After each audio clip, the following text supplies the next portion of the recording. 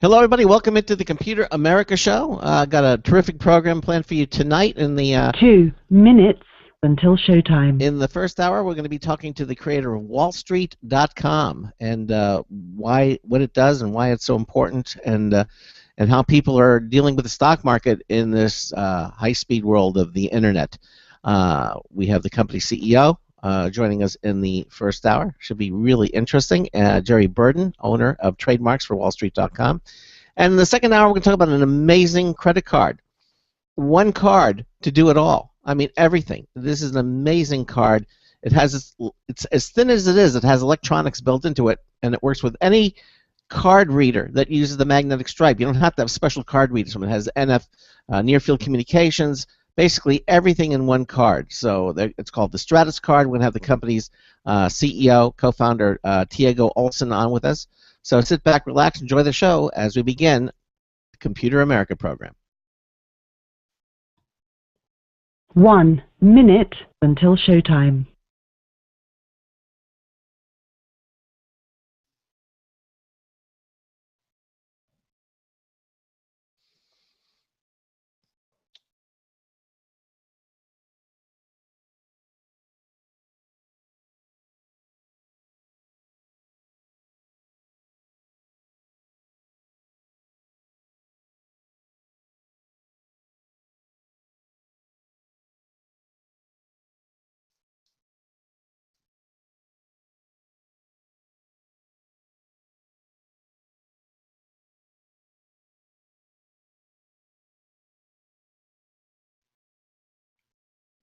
Aim, please, men.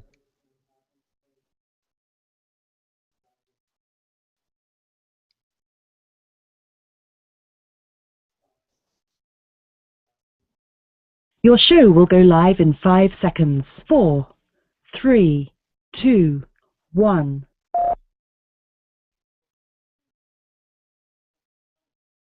Broadcasting live, it's America's longest-running national radio talk show on computers, Computer America, hosted by national columnist Craig Crossman. Look for Craig's weekly column in your favorite newspaper. This show is being beamed nationwide at ComputerAmerica.com. Keep it here for technology news, computer products, guest interviews, and your phone calls. You're listening to Computer America. Hello, and welcome into the Computer America Show. It's the nation's longest-running, nationally syndicated radio talk show on computers. Computer America is heard around the world and coast to coast. And I'm your host, Craig Crossman. Oh, and I'm your co-host, Ben. And there he is. Welcome into the Computer America Show. Hopefully all of you had a wonderful day, and we have a great program planned for you. We have not one, but we have two guests tonight here on the program. In the second hour, we're going to be talking to the co-founder and CEO of something called Stratos card, S-T-R-A-T-O-S card. This is an amazing credit card because it's electronic. That's right, but yet it's the size of a credit card. And according to the company, it will work with any place what you would use an ordinary credit card. Anything that reads the magnetic stripe on the back of a credit card.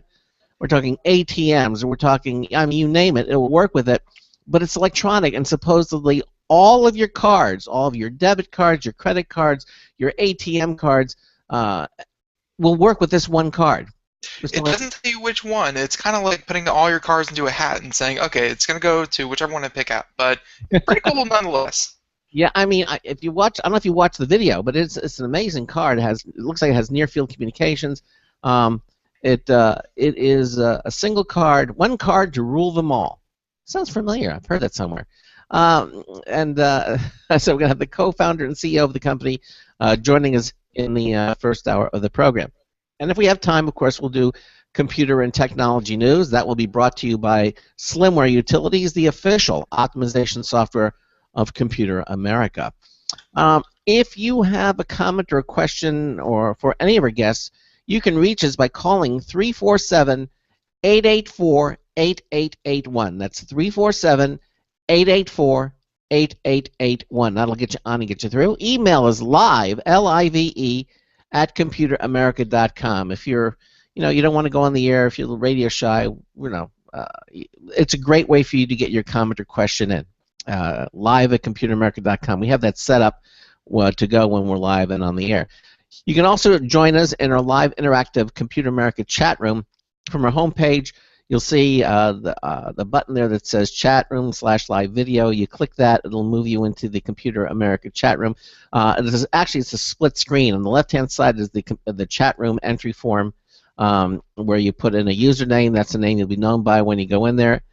Click the connect button, and your browser will move you into the chat room. A lot of friendly folks in there would love to say hello to you, and they're waiting to see you in there. We welcome you to join us in the Computer America chat room. And on that same screen, sharing that same page, is our live Computer America video streaming page. That's right, because not only can you watch the listen to the Computer America show, you can watch the Computer America program. That's where we stream our live video. And all of that, by the way, that'll just start automatically. Although I gotta warn you, I've seen it before where you listen to these people on the radio all the time, but then you go and you actually see what they look like, and it shatters the illusion. So I know right now you kind of picture me as like Clark Gable or Ray Romano, like someone very, very handsome. But I don't want to disappoint anyone out there, so be careful when watching the live streaming. I don't know what you're talking about. It can be dangerous. You're a handsome guy. Don't worry about it. Be modest. But And Craig looks like a worn leather handbag. So exactly. I'm kidding. He's a gorgeous man. Don't worry about it. But yeah, no, we do that now, and hopefully we're going to be expanding that in coming weeks and months to be even more informative, and that we like our guests on there to show off their products in case we have demonstrations, which is really cool. Yeah, so one of the abilities we have now with our live video streaming is that we can actually screen share. In other words, anybody can take what's on the computer and share that image, so we can actually see the live screen on the streaming video. We won't be doing that tonight, but it is available. We will, however, have our guests. At least the first hour guests will be appearing with us on the show. The second will not. But it's always there's always something going on at ComputerAmerica.com, and we always welcome you to join us. And of course, all the archives are available at ComputerAmerica.com. If you miss something, hey, we're in the 21st century. You can time shift the program. You can listen and watch us anytime you like. Just go to the archives page. We have links to Blog Talk Radio, which carries the archives as well as the live computer show. We have archives to Apple's iTunes. It'll take you right to the page where you can see all the different shows listed. It'll even launch iTunes for you if you like, but you don't have to. You can actually listen to it on the website. We have our different feeds, the RSS feed. All that is available at the archives page at the top of any Computer America page. So everything you need to know about the show is at our website at ComputerAmerica.com. Just a little note that we're going to be doing. We're doing yet again some more changes. We're under construction. Although everything is working, my understanding is that Aaron, our webmeister, is hard at work at modifying and changing and updating the website, and hopefully for the better. And so I can't wait to see what he's going to be doing. But don't worry. Yeah, the show notes right now is a little bit under construction, we're going to say. But yeah, hopefully we'll get that all sorted out within the next couple days. Well, the show notes work now. If you click the show notes button on ComputerAmerica.com, it'll take you to another page, and you'll see. I stand corrected. They're not there. I just posted them, but they're not there. Okay, so that won't work. Okay, I put them up there. Now, what about? I think the Facebook page is still working. Maybe it is. The Facebook is still working, indeed. You can go there and find it. The show notes should be back up within the next day or two. So hang tight on that one. Okay, good enough. All right. So we'll keep you apprised of what's going on our website at ComputerAmerica.com. Just go there and check it from time to time, and see for yourself. Okay. Well, I think that's wasting time.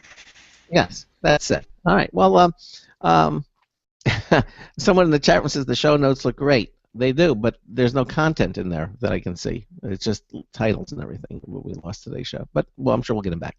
Anyhow, let's introduce our first hour guest, who's waiting patiently in the wings. And you hear the question, "What's in a name?" Well, when it comes to domain names, everything is important. I mean, if the name of your website or your website domain has recognition, it could literally be virtual gold. for the owners, and that's just the beginning. Now, here tonight with us is Jerry Burden. Jerry is the owner of trademarks for wallstreet.com. Jerry, welcome to Computer America. How are you, sir? Doing well, Craig. Thanks very much for having me on the show. And hello to you, Ben. Yeah, no, thanks. Thanks for joining us. We know it's a little bit late at night, but I'm sure a lot of our listeners are looking forward to this. So thank you. Yeah, well, we're late. Figure this way, it's early in Hawaii, so we can always have that group with us as well. So. Although what was it? Yesterday we had our first hour. We had Doodle.com. They were coming from Berlin, Germany, yeah. And then the next hour guest was coming out to us from India. So I mean, like time zones definitely play a factor, but there's people all over the world, and so we're always going to make someone mad, which we like. So don't worry about it. Well, the face of broadcasting has changed so much. It used to be local or national, but now everything is global, and Computer America is truly global now. Although we are a traditional radio broadcast, we recognized very early in the game that that if you didn't stream or put your content on the internet to make yourself global, you're going to be left behind. So we certainly do that. So we have a global audience at the show.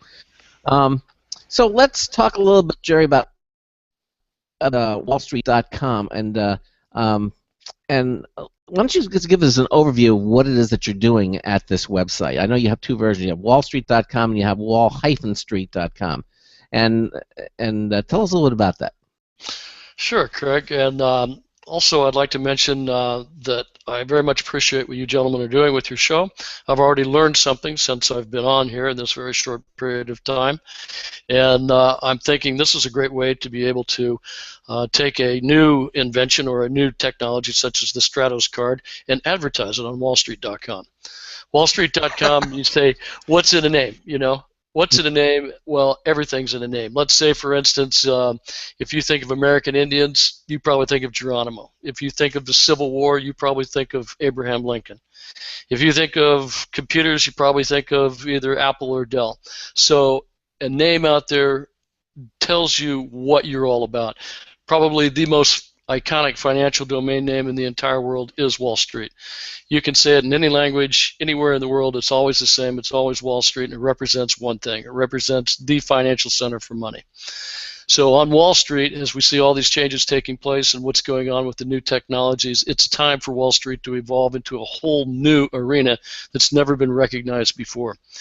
It's always been controlled by a very large group of investment bankers and brokers and stock dealers who have taken it literally out of the hands of the people and put it into their own pockets. Now, who owns Wall Street? It's on the web, it's in the cloud, and it's available today to be able to be expanded into these new areas that have been opened up by such companies as Robinhood, backed by Google Ventures. Another great company is Loyal3. They offer incremental stock trading, and they're a big advocate of these new deals that are coming out, such as GoPro. We love GoPro because we now know that every cop in America needs to be wearing that camera so that we know what's going on out there. And when they did the IPO, you could buy as little as $100 worth of it or as much as $10,000 worth of it, but they put it in the hands of the American people. So as Wall Street expands and gets to where it's really intended to be, we're bringing all this together now for the first time and saying, look, it doesn't belong in the hands of these big New York brokers anymore. It belongs in the hands of the people. For instance, this card, Stratos card that's out there, if that was presented on Wall Street and said, we're going to do an IPO on this, and all of America is welcome to join in and be participants in this new IPO, and if there was a trading platform that they could use to go there, Wall Street would be it. If you go look at these companies out there today, Craig, that are like E-Trade or Scottrade or Wang Investments or any of these very boring sites, TD Ameritrade, all they are is trading sites. People want to go to a place where they can actually be excited about what's going on. The news that you told about Stratos, I like that. I like to hear that. I'd like to read that on my daily Wall Street out there, see what the new inventions are, how we're turning the corner on some of these great new technologies for alternative energy, and have a place I can also trade stocks at the same time. So what about nationally syndicated radio talk shows? We should get a plug on Wall Street too. Well, let me tell you something. I think we're going to have to do a featured story on you two guys here on these nationally syndicated talk shows, because I got to tell you, I love it. You know, you're laughing, I'm laughing, you know, the world is laughing, because here we are, you know, enjoying such technology right here in the comfort of our own particular space, wherever we might be in the world. Yeah. For instance, the group I'm working with out of London, they're 5 hours ahead of us. My law firm is in Hawaii. They're 6 hours behind us. And, you know, here we have the middle time, so that by the time the end of the day is finished in Hawaii, they send out an email to the London group. They have it on their desk first thing 8 o'clock in the morning, and here we are talking 10 o'clock at night. It's great stuff. Yeah. Now, were there some problems? I understand, like with all these time shifts and global, that there were ways that people were losing money or taking advantage of the time zones. I mean, we're talking, you know, microseconds between zones. Was there something going on with that that you did a story about? Absolutely. In fact, what you're referring to is a very high-tech feature that is really changing the way that people view things today. It's called HFT. That's high frequency trading. Actually, what happens is at the end of a trading day, for instance on the New York Exchange, those nanoseconds, right as the bell is closing, during that little tiny time frame that's out there, there's literally leakage of millions upon tens of millions of dollars that go out the door, because the nanoseconds allow for that trading exchange just enough time to get in under the wire where they have this tremendous leakage. Along came a couple of groups. Actually, one of them featured on 60 Minutes. You should probably get this guy on your show. His name is Brad Kutsuyama. He's the CEO of IEX. That's the Investors Exchange. And on the Investors Exchange, what they do is they have taken the nanoseconds out of the trading by actually wrapping you know, several thousands of feet of high-speed cable that slows the actual speed down to where you have real time. This is going to replace the way that trading has always taken place on Wall Street. Not to mention the fact that the German exchange is way ahead of us in the fact that they have everything on the cloud. They don't have any physical certificates. So we are seeing literally the changing of the guard on Wall Street. Well, you could go ahead. Well, didn't they, back in the 90s, I think Sean Connery and Catherine Zeta-Jones did a movie called Entrapment that was about this. I mean, they knew about this way back in the 90s, so much so they made a movie about it. Was that reality, or was it just somebody guessing back then? It's never guessing. All movies, in my opinion, like that are always based on reality. And plus, whenever you have a plot that exciting, you need someone as exciting as Catherine Zeta-Jones. That made me watch the show for sure. Yeah. And you know, you always pick up a few tips, you know, from these great movies and these great actors that are out there, because they're bringing a sense of reality of what's really out of our normal reach, right into our living rooms or right into our entertainment centers, where we can actually see what's going on with this just around the corner technology. Now, we've seen more changes in the last 3 years than we've seen probably in the last 30.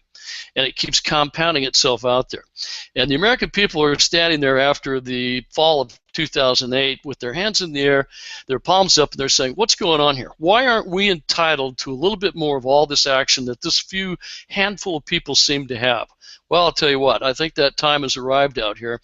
There's never been a time in history when we've been able to actually put together these two names, along with all the trademarks, to totally specifically protect them and then offer them as a whole package to a group with the vision to be able to step out and say, you know what, we're going to combine every bit of that Catherine Zeta-Jones technology along with what we see, you know, in the latest Fast and Furious, where they have God's eye out there. All of this is happening so quickly. If there was a place to go on the internet where you could actually buy stocks that you wanted to buy because you could read information on them, or you saw new IPOs, initial public offerings coming out that you wanted to invest in, such as the Stratos card, or you saw new technologies that were evolving to help this great problem in California called water. Okay, there seems to be no information out there on how critical water is. So without the strangulation of these large corporations that are taking a foothold on America with all of our media out there, we'll be able to tell the story and say, look, it's time we all blended ourselves together. What do you think? Let's offer a blog or a platform or even a great show like you guys have to say, what's your idea on how we can save water out in California? Let's start there and work our way towards a solution rather than just saying, gee whiz, it doesn't affect me. There needs to be a website that belongs to the entire country, and actually the entire country owns Wall Street. Time to pull it out of there and put it in the cloud. That kind of leads into what I was about to say. It's we're talking about all this great technology, and people are completely behind the personal computer. They're just recently within the last 5 years, people realized that they can build their own websites. Just lately, people realized that they can build their own or make their own podcasts and get their own voice out there. They're embracing this technology, but at the same time, when you talk about something like Wall Street, you're saying the nanoseconds after trading and stuff like that. I mean, that kind of technology is I wouldn't like it seems so unattainable for the average person out there. So how are you kind of trying to engage people in this website and in this mission when the technology, yes, is advancing for the people, but it seems like it's advancing at such a higher rate for Wall Street and just businesses in general? Like, how are they not disillusioned? That's a great, very compounded question with a variety of answers. So I'll try to narrow it down to exactly this. You see, as we progress out there, there's nobody greater in the world, in my opinion, than Apple at inventing things that we never knew we needed. Yeah. Okay? And so now we need all of these great things, including their new watch and everything else that's out there. Well, there is no place that I have seen on the internet where you can go and the stories say today, this is what's happening, that's what's happening. What do you think? This whole platform of wallstreet.com belongs to the people. Not only people in the U.S., but people around the world, because it is such an iconic name. And if there was one simple iconic name in one place on the internet to go where it was fashioned by the people and everybody's ideas came together on it, then the trading platforms we're talking about, in particular IEX, the Investors Exchange, run by this very smart guy, Brad Kutsuyama, who came out of RBC, Royal Bank of Canada, and said, hey, look, there's real problems here and I'm going to solve them. He already has hundreds of public companies that are now trading on his exchange. And that exchange is now going to become more and more and more familiar to the American public. Now, let me ask you, Ben, if you ever heard of the NIBA conference, NIBA. No, I have not. Okay, that's the National Investment Bankers Association. And that's where the brightest and the best investment bankers, the stockbrokers, the guys that put these deals together, fund billions of dollars of new money for these new companies, get together and talk about what's going to happen in the future. Do you know that in my interview process in the last NIBA conference, not one out of 20 stockbrokers that I interviewed ever even heard of IEX, the Investors Exchange, let alone the great new company in California, Loyal 3, which happens to be a full broker dealer, and they're the ones that now offer the people fragmented shares in stocks such as Best Buy, Walt Disney, even Buffalo Wings out there. All are public companies, and if you'd like to go to Disney, you can now go to Loyal 3 and buy $50 worth of stock. You don't even have to buy a full share. So the idea of Wall Street is to bring all of these companies and all of these ideas under one roof and say, here's the best and the brightest and the greatest of what we have to offer in our expanding world and the pace by which we're doing it. Now there's a place to be able to corral it and actually effectively deal with these changes by everybody adding their input. That's pretty much the exact answer I was looking for, because it's yes, it's getting more complex, but I think at the same time it's getting more accessible in that you can make it as complex as you want, and a few privileged people could understand it and have the time to actually perform it. But just like you're saying, it's companies are completely able to make it accessible to to the everyday person. Just because you don't have thousands of dollars to throw around, just because you aren't privy to the latest information, doesn't mean that you can't go in there, contact someone and actually, trade or get with the news, or just do something. It's you're more connected now than ever. Absolutely correct. And, I'm a big Star Trek fan from a long time ago when they first came out and William Shatner actually had hair. And the first shows, they showed the deck of the Enterprise, the bridge, where everything was so simple, the big buttons, and they pushed them and it went boop, boop, boop, boop, and everything went off. Well, now we've gone through this whole phase. We've had, all of this tremendously complex technology. We're again now turning back towards simple technology. There's nothing complex about this whatsoever. You go onto it and you read it, and you see the news, and if you like it, you can put in your comments on it. You can ask for information. People will get back to you. Let's build the thing together. What we're doing is we are looking for that partner in the world. When you have domain names out there like Private Jet that sell for $32 million, you're going, wow, how about that? What about the most expensive domain name that we know of was carinsurance.com for $49.7 million. That's absolutely phenomenal. Wasn't it business.com? I think Mark Cuban had that. Well, he did. He had business.com, but he also had a business with that. Uh-huh. Okay, so he had built up a whole complete revenue-producing business. Our revenues are not that great. What we have done is, for the first time in the history of finance, have put together wall-street.com that has been on the internet since 1994. That makes us 21 years old this year, as well as the famous name wallstreet.com that was never put on the internet as a financial domain name. It was used as a betting site some time ago by a London group.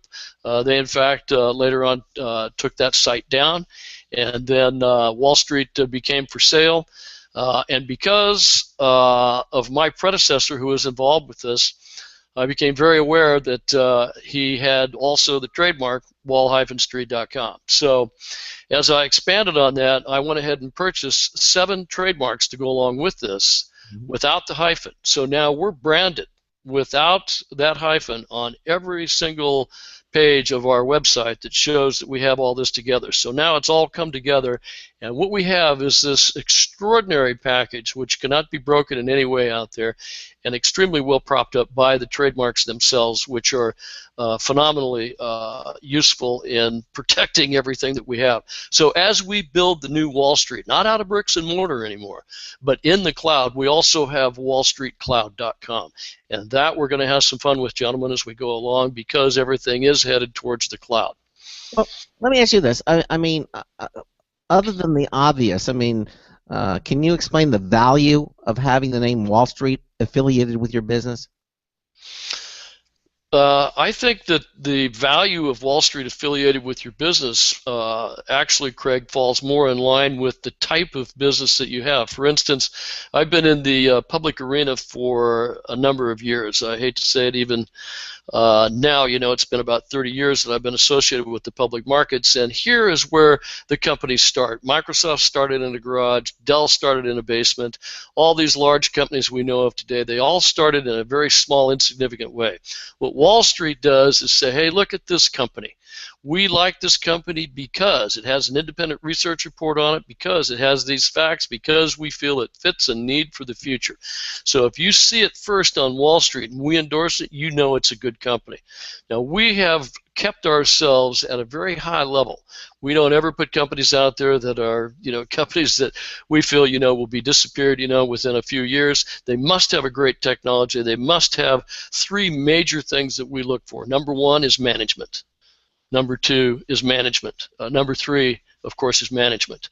And if these people are the people that we're looking for, they have their own money into it, and they're working on these new technologies. For instance, there are great technologies out there that could actually help all Californians save their water, and it's atmospheric water. People need to read about that on a place that they can go to. They need to jump up in the morning and say, I'm going to check out Wall Street, just like we're checking out your show tonight. We need to check out Wall Street and see what the newest, latest information is on common sense and what people are doing to address these things through these small companies. And if Wall Street, world's most iconic financial domain name with a whole team behind it, Could even be Google behind it. Could even be, an Amazon that steps up and says, you know what, we see the value in this and we want to focus in and help these small companies that are actually the backbone of America get started again and be able to really get us into a position out there so that we can then take back what is ours. The entrepreneurial spirit has all but been crushed in the USA, and that's because of so many needless things. Let's make it simple, let's put it out there for the people, and let's all comment on it, just like we're able to do on your show tonight, which is great. First of all, let me just say, love the way you say America. That's a good way to say America. Second, your website. Where do you get your articles and your writers from? Is it people who have tried and true, or do you take do you have like a letters to the editor? Where do you get your articles for WallStreet.com? Good question there, Ben. I have many people that write in to say, would you consider a featured article, posting it for us? And as I go along, I'll review the article, since I'm the editor-in-chief on it as well. And if there is merit to it and there's facts to it, certainly we'll publish that. But we have a whole group that we work with out of the Boston area that has a cache of writers of all different levels and all different categories, and these people bring to us, tremendous new stories and tremendous new ideas, and they fashion that as an original article, as an original piece to inform the public and educate the public, not in a way that's over their heads. For instance, if you've ever been to a conference of miners, or mining engineers, they start out and they're losing you in their language. They're up talking about the solidified rock and how they're going to drill down, and people don't even know what they're talking about. But we talk to people just as if, they were in elementary school, get the point exactly across, and then they can take it to whatever level from there. But we like our writers to speak in plain English and be able to write the facts exactly as they are, and then people can perceive them as they wish. We also have live news feeds in. We offer 15-minute delayed quotes, just like Yahoo Finance. Yes, sir. Listen, we're going to continue on, but we're at the bottom of the hour. That's what the music means. So we're going to take a quick commercial break, and then we'll continue on with you. You're listening to the Computer America Show on the Blog Talk Radio Network, the Boost Radio Network, the IRN Radio Network. We'll be right back. Stay with us. Don't complain about your cable bill going up and up and up. Do something about it. Grab a pencil and jot down this special number. 1-866-663-MY-TV. The more cable TV rates go up, the better digital satellite TV looks. So, disable the cable and get more of your favorite channels in 100% digital quality for less money. Call 1-866-663-MY-TV right now to sign up for packages starting as low as $19.99 and up to 4 rooms. And there's no equipment to buy. That includes your free HD TV upgrade, your free DVR upgrade, and your free professional installation. And the best part, the pristine digital picture and sound. Call 1-866-663-MY-TV. So, what are you waiting for? Pull out your major credit or debit card. Call 1-866-663-MY-TV. 1-866-663-MY-TV. Disable the cable, cut costs, and get more. Call 1-866-663-MY-TV. 1-866-663-MY-TV. Hi, this is Craig Crossman, host of the Computer America Show. You have important meetings to schedule. Your company's getting ready for its IPO, and you're in charge of the PTA fundraiser this month. So how do you coordinate everyone to be available at the same time? Are you still using emails, phone calls, even text messages to schedule meetings with a group of people? How's that working out for you? That's so great, huh? It's a fact that every day, millions of people suffer from scheduling headaches.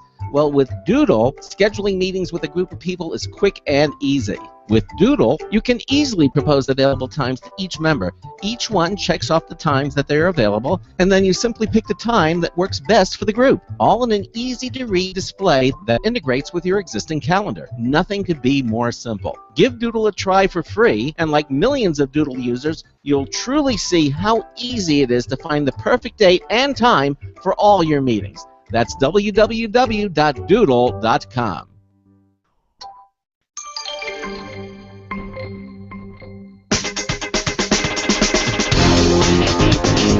I see you. This is Marty Winston with the News Tips Bulletin Review for Computer America. This time the VTech Connect-to-Cell cordless phone.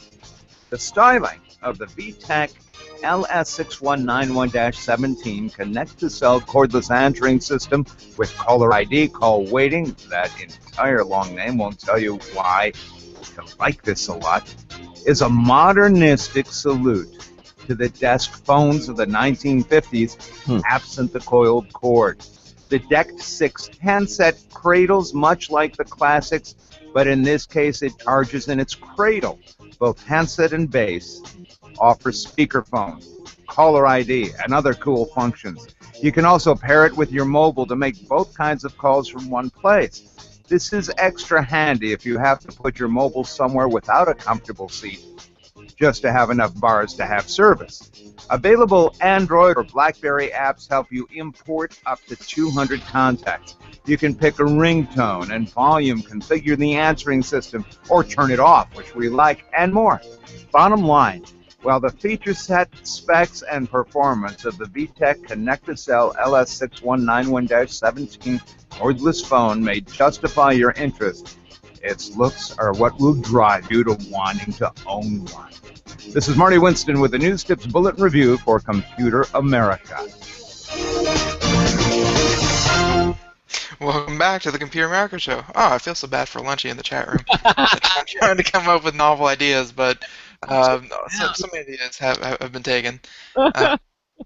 But keep trying. You know, that's entrepreneurial spirit and all. So right now we're talking to Jerry Burton here. He is the owner for the trademarks of wallstreet.com, wall-street.com.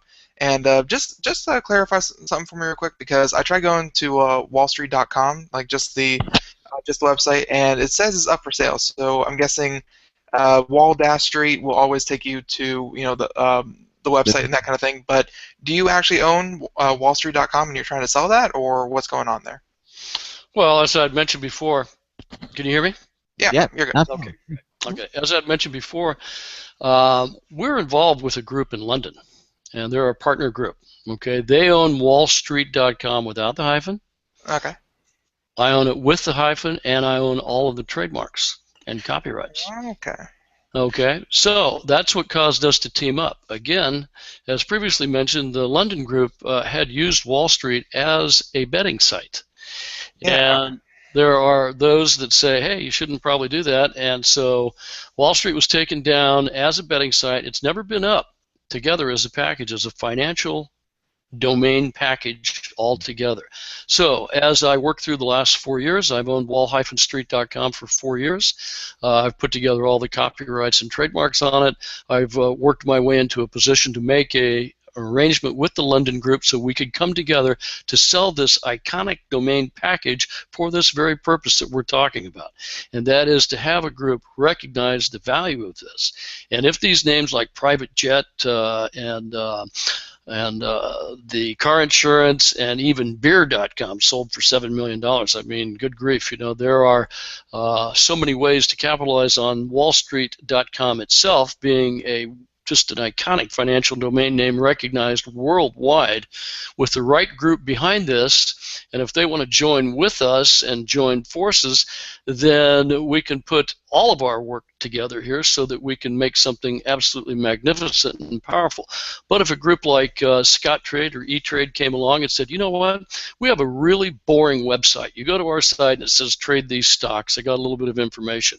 But imagine, you know, a great website out there like the Wall Street Journal on steroids, you know, with maybe some great information about what's going on in Hollywood, as well as what's going on in your own backyard, as well as the crisis in California, stuff that you want to know that day, and also what's coming up with these new stocks. And can I buy this stock now? Yes, you can. You click on trading, you go right into the trading platform.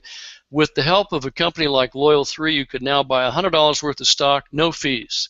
Robinhood, backed by Google Ventures, you can now buy $50 worth of stock, no fees. So you assemble all this together and you really have created the changing of the guard of the new creation of Wall Street.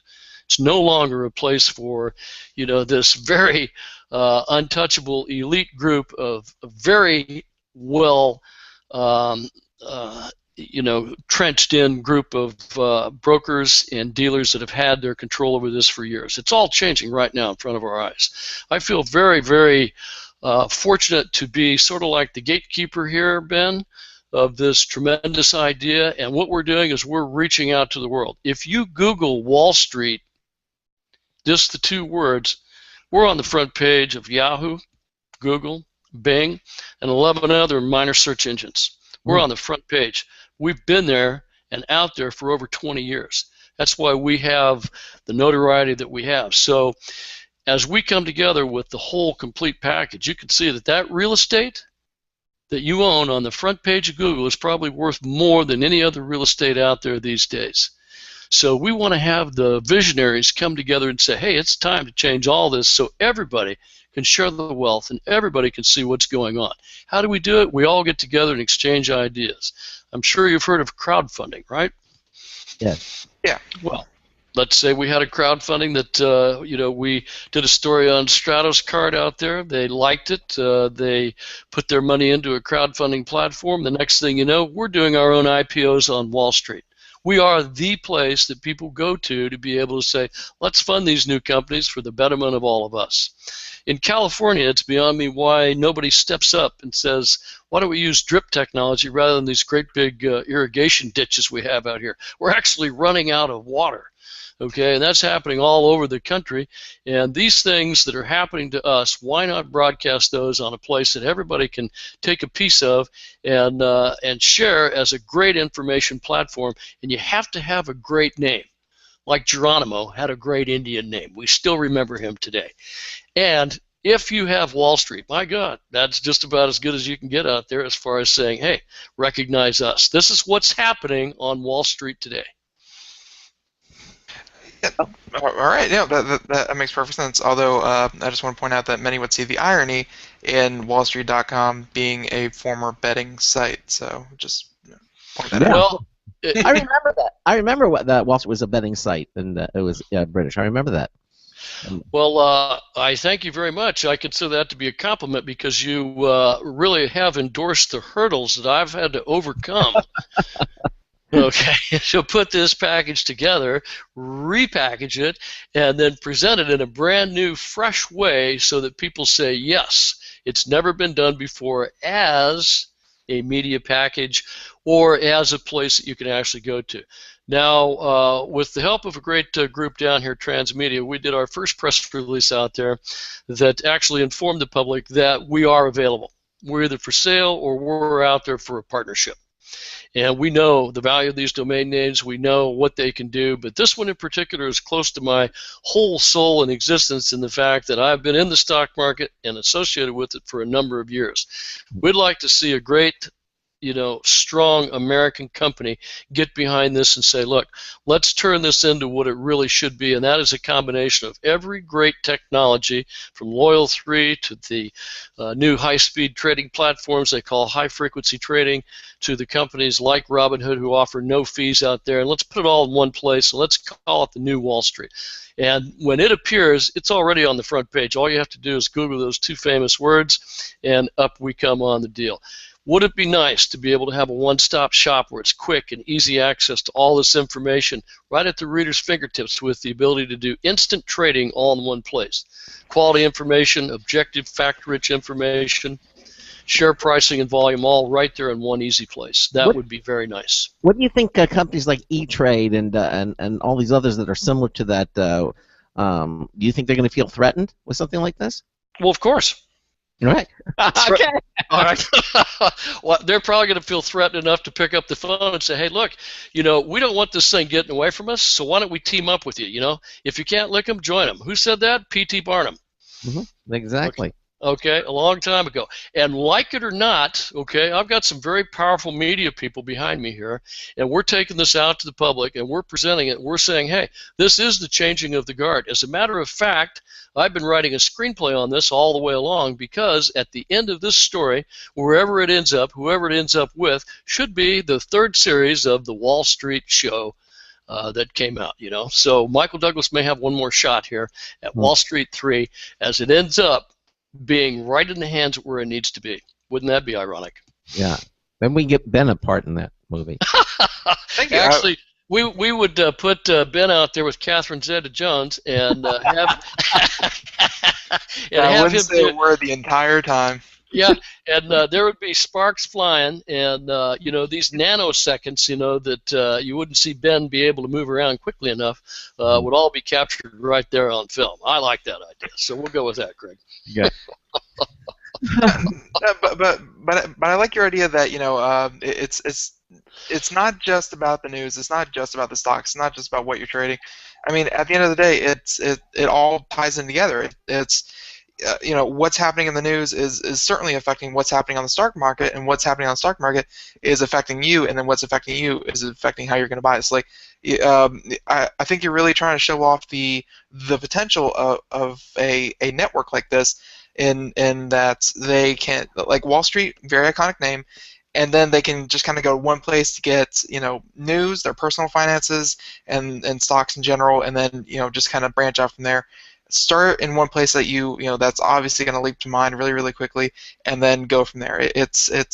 I like the way that you guys are going about showing off the power that could be behind wallstreet.com. I appreciate that very much, and I love a show like you guys have put together here, because you bring out the best in people like me. Because now you're outlining things, that allow us to really frame what we're trying to do here. And without shows like yours out there, wouldn't have a chance to be able to step up and say, that's really what we're trying to do. And we welcome all these ideas, and we welcome all the fresh new content and the things that people are thinking about. We really want to know. And if you have a place that you can go that's easy and convenient, a one-stop shop out there, then why not keep it simple? Because simple is a great thing to have in this very complex, fast world we live in. And you know what? People don't want to read long, old stories out there. They want to have a quick flash, a blip of what's going on. If they want to drill down deeper, they can certainly do it. But let's make that information that's most useful to people most accessible. And then also, it's the whole stock market that drives this economy. And everybody has been very, very hard on us in the government to be able to get these new companies up and on their feet. The regulations of the SEC are tremendous. So as we work our way through this, some of these companies actually are able to produce some new great technologies in the medical industry, in alternative energies, in new medical devices and things that are coming out. It's just all needs to be put into a little format that is very quickly recognized by people, and then they can see what they need.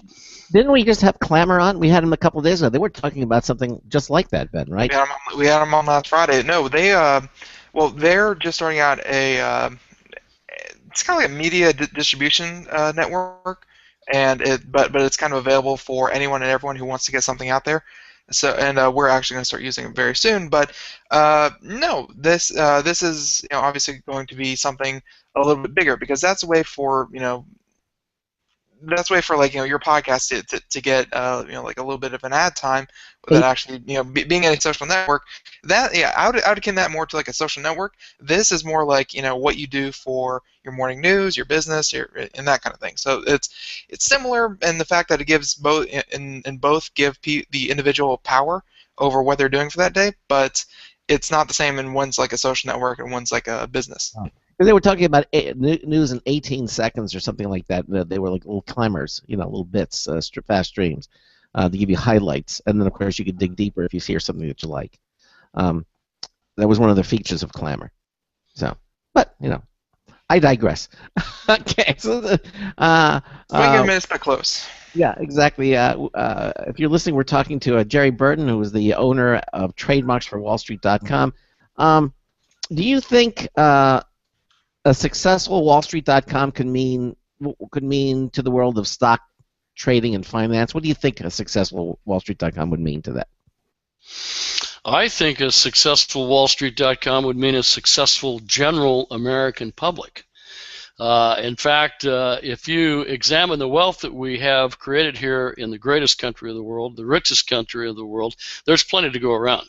It's just in the handful of that 0.5% that insist on having it. Well, that needs to be reconfigured, and if your average worker at McDonald's or your average worker at the phone company can afford to invest $100 or $200 in a great new IPO like GoPro, they would invest in their investment would grow, new ideas would come forth. We wouldn't have all of these regulations that choke out these great ideas that should be quicker and faster and more easily presented to the public. And it is the changing of the guard. We're actually watching the internet right now as it transforms from a service into a utility. We will not be able to live without the internet. We think we've seen something yet. We haven't seen nothing yet. So as Wall Street progresses, we're just now rounding the corner to say this is the way we should have been doing stocks and mutual funds and all of the wealth distribution all along, is letting the public have their share of it to support these things which give us a better way of life. You know, it's interesting. You mentioned GoPro. I mean, we've been on the air for over 23 years. You know, and Jerry, and I think just there's hardly a company I think you can mention that we haven't had them on the show in their early days. I mean, we just had GoPro on I think less than a year ago talking about their GoPro Hero. I think was their latest product. Yeah, but before that, I mean, I remember we had Netflix on. We had the president of Netflix, the creative Netflix. Oh yeah, a cheerful young Netflix was coming on the show saying, "We're doing streaming now. Come check it out." Yeah, I mean, we had the idea for doing DVDs. You could have all the DVDs you wanted. I mean, that was the. I remember those interviews, and so we've been around for a long time, and so I understand what you say. You know, that Wall Street has been around for a long time. You were saying. What you were just saying right there is what we said to to everyone every night. It's first of all, the internet is no longer just the internet. It's essential as a utility now. It's some people run their businesses on it. It's as essential as let's say your electricity or your water. It's incredibly important. But also going forward, we haven't even scratched the surface on what the internet is going to mean. In the coming years, it's going to be the center of our entertainment, of our business, of our everything. I would totally agree with that, and actually, it's back to the very first question that Craig raised as the show began, and that's what's in a name. Mm-hmm. And I'll tell you what's in a name. Wall Street as a name is never going away. It's time to reinvent it as the people's place to really go for information, for actual factual information on new developments and the way that we can help each other perform and get certain structures in place, because we have our children behind us. And if we don't take the stride that we need to now to really grasp a hold of what the concerns are for the future, then what are we leaving behind? And this has all evolved for me over the last 4 years. I'll give you a quick story. I purchased wallstreet.com from an older gentleman in Denver. It's going on just about 5 years ago now. Mm-hmm. And since that time, he had it up on the internet since 1994. It took a whole year of negotiation to even be able to talk him into letting me get my hands on it. Mm-hmm. So we're looking at the 5th rendition, as you guys see, wall-street.com. That's up on the front page of Google, Yahoo, and Bing.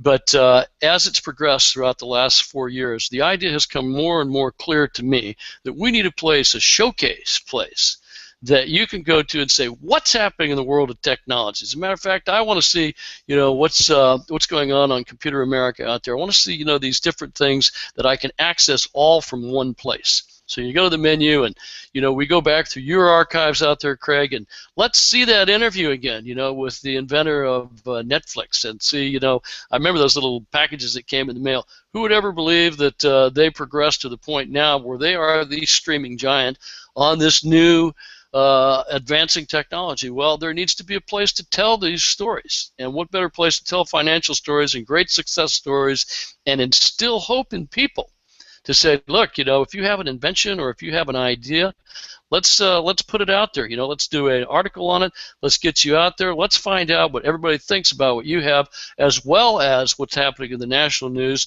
and your favorite, what Nancy Pelosi and maybe some of those others in Washington are doing, on a quick blurb. We don't have to go into great detail about what's happening there because it's a mess. And we should be paying attention to the things that really matter and not letting all that, wash away all of our time. In fact, our world news, is not what it should be. And if we could have, like, let's say the Craig and Ben 15-minute wrap-up of the day's news out there, where you tossed it back and forth with a little dash of humor on it, and a good smile, and you say, this is what matters, and that's what matters, and thank you for listening, and here's where we're going tomorrow with America's needs. So when you have a great name that everybody recognizes, okay, it's like I went to the National Investment Banker show out there, Ben, and I said, do you know the name of Robin Hood, or do you know the name of Loyal 3? No, I don't know any of these names. Well, you can't go anywhere in the world, speak to a kid over 12 years old and say, hey, have you ever heard of the name Wall Street? Without them saying, of course. Yeah. And that is worldwide. What's that worth to have one name that the entire world identifies with? And doesn't that deserve to have the greatest sense of needs and performance behind it? And that's what it's evolved in today, is after we've gathered up, everything that we've needed to do. And it's been a struggle to pull everything together, as you had mentioned, Ben, about the fact we've overcome the betting side on it. And now, for the first time ever, offering it as a financial domain site. And you make a good point, because it's not generational. I mean, if you go up to some kids and you say, do you know who Johnny Carson is, and you get a blank stare. And this is somebody. He used to sell cars, right? Exactly. But at least with Wall Street, it's not. That's not going away. Everybody's going to know. It's something that's not going to be forgotten. Well, that's why we're looking at a situation here. All it takes is that magic formula called money. Right? Once you add money to a great iconic name like this, virtually overnight, with its already strong placement on the 3 major search engines out there, you can turn this into a place of validity where your average American is going to go and read the news and see what's coming through and where these technologies are headed. Not slanted towards one thing or another, but really what's going on. And even a guy, who started an idea like Netflix, who would ever thought that would work, where we mail you a package? Well, we want to see all these ideas presented, just like your show, as we go along, and then a place to be able to actually trade those stocks. Now, if you have a trading platform right there, imagine Scottrade or E-Trade, with all the news that's on the Wall Street Journal and Bloomberg and MSNBC, all combined onto one super hybrid website. I mean, that would be a place to go. And you're able to get through it and navigate quickly through there. You have geniuses out there like Elon Musk, and what he did is he named his car what? Tesla. Why? People don't even know who Tesla is or was. Tell us who Tesla was. Oh my gosh, yes. The guy that was blasphemed by Edison and was unfortunately beaten in popularity. Okay, what you just said there, Ben, is really important, because there's a lot of kids, today, in their 30s, in their 40s, that say, hey, I have no idea. Tesla's the name of a car, right? No, it isn't. It's the name of a great inventor that was beat out by Edison and all the money, when the men who built America literally yanked it out of his hands. And Elon Musk comes along and says, you know what, at least I'll name a car after him out there. And so now, we have a car that's going to be running on lithium batteries. We're having, these huge water issues, which people need to be made aware of, that there is actually atmospheric water that can be made, and we can head these problems off. And where do we go to do this? Where do we go to keep our economy together? And what represents the people, that is unbiased by anything? Let's go to Wall Street. Yeah. Well, Jerry, what can I say? It's fascinating stuff. We're really glad that we had you on the program, and we're just pretty much out of time. If people want more information about wallstreet.com, I guess they can go to the wall-street.com and see it. And I would say go to our show notes page, but our show notes page is being modified, because we normally go to our Facebook page, because it's definitely there. It is on our Facebook page at facebook.com/computeramerica, so you can check it there as well. Jerry, I want to thank you for being with us here on the program tonight. Very, very illuminating, and we wish you the best of luck with what you're doing. And well, let me take the opportunity, Ben and Craig, to thank you guys really for what you're doing to bring awareness to America through your show. It's a great show. Thank you. And I'm very pleased to be on it. So my best to everybody, and what do they say in the movies? Good night, Irene. All right. You take care. Oops. That All was right. my fault. Okay. Well, take care again, Gary. Thank you so much. Good night now. Bye-bye. Good night. Sorry. All right. That's all right. All right. There you go. Again, wallstreet.com, and you can find out more about it for yourself at computeramerica.com. Jerry Burden, the owner of trademarks for wallstreet.com. Check it out. And again, we'll have it back up on our show notes page hopefully in the next day or two. And it'll be up there forever. Okay, coming up in hour two, we're going to talk about we're going to get the CEO and co-founder of Stratos Card, Tiago Olsen, is going to be joining us. This is an amazing card. Basically, one card to do everything that your wallet full of cards do now, without any special terminals. That's the amazing thing. I mean, any terminal that uses a magnetic stripe, this card will work with, and we're looking forward to speaking with him on the program in the second hour. Now, just quickly to let you know, coming up next, we're going to have an hour two. We're going to have him, and also we'll have another News Test Build review from Marty Winston. We'll have them as well. And I understand we have our guest in the queue. All ready to go. All ready to go. And don't forget our contest at computeramerica.com. Head over to our homepage at computeramerica.com, and under the Interact menu, we have Enter Contest. We have two great contests going on right now. The one from Logitech, where we're giving away 3 great prizes at logitech.com. And also the show reminder win of the week, that's up as well. And we every Friday, from the list of subscriber names to the show reminder, we draw a winning name to win a really nice prize from Logitech. So all that is happening at our contest page at computeramerica.com. While you're there, check out some of our other things. We have our free software page. These are all different programs that we find over the months, and we kind of flesh them out to see which ones are really good. And some of them are up there now, and you should check those out. They're all available. We got LibreOffice up there. We've got Steam. We've got PC Wizard, Media Monkey, GIMP, Slimware Utilities, of course, is up there. These are all free programs, and we have the links to the websites. You should check them out. We have them up there.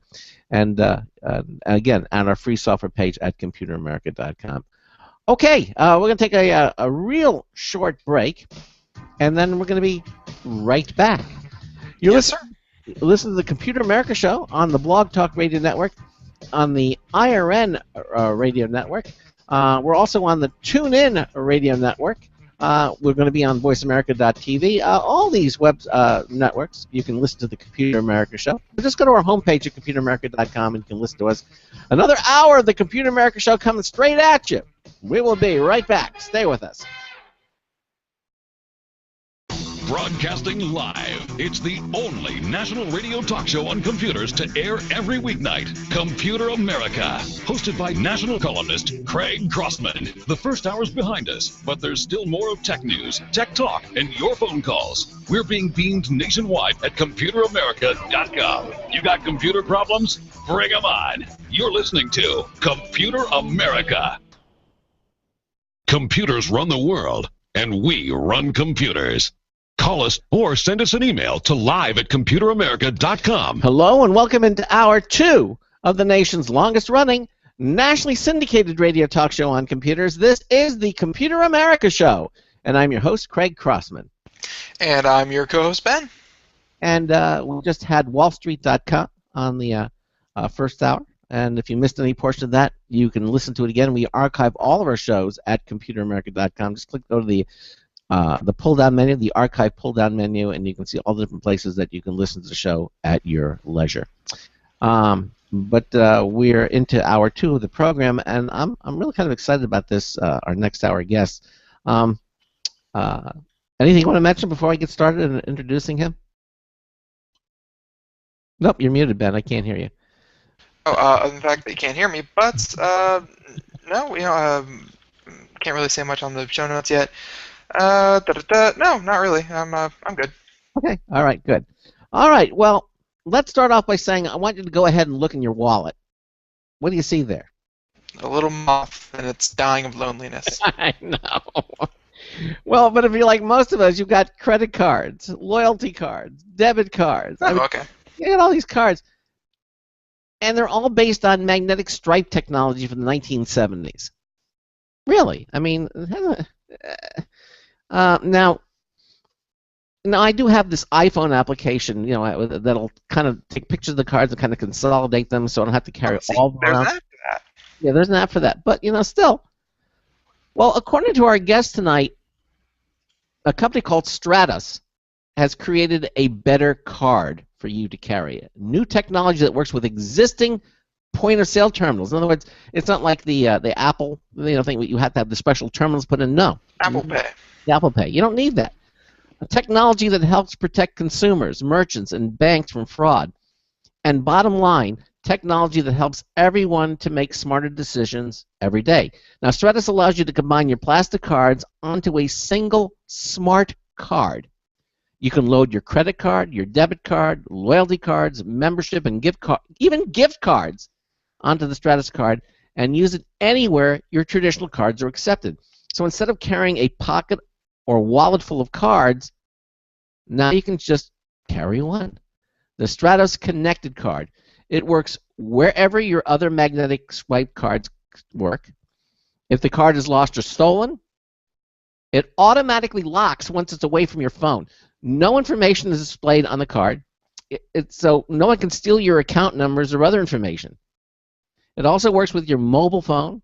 You can manage and sync an unlimited number of cards to the Stratos card, helping you to make smarter and more secure payments. Now, joining us in this hour to explain how it all works is Tiago Olson. Tiago is the co-founder and CEO of Stratos Card. Tiago, welcome into Computer America. How are you? I'm doing well. Thanks for having me. I'm very glad to have you on the show. This is exciting stuff. This is everything. Is this true? I mean, is this card capable of doing all this wonderful stuff?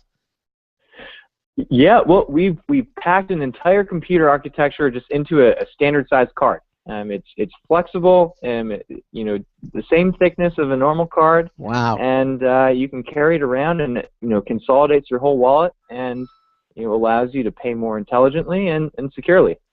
No, I mean, I went to the website, and we have a link to the website. Mm-hmm. I mean, I saw this card, and it looks like it has electronics in it. I mean, the little lights are flashing on it. I mean, it's got little lights that light up. I mean, this is just not a plastic card. I mean, it's electronic. It's got electronics inside this tiny, thin card, correct? Correct. So there's a lot of thin film electronics inside the card. So there's actually a lithium-ion thin film battery and multiple microcontrollers or basically processors on the card.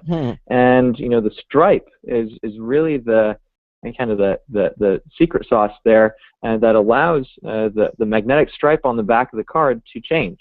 So 1 second it's swiping as though it's your Amex card, and the next second it's swiping as though it's a gift card or a loyalty card or anything with the stripe we can replace.